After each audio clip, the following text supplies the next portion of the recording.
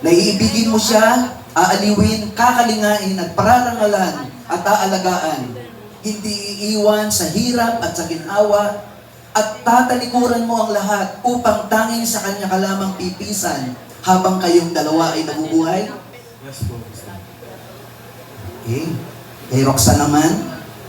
Roxanne, tingnan mo din si Joel. Tinatanggap mo ba, Joel, upang iyong maging asawa? Upang makasama sa banal na estado ng matrimonya, alinsunod sa kautusan ng Diyos? Yes po, Pastor.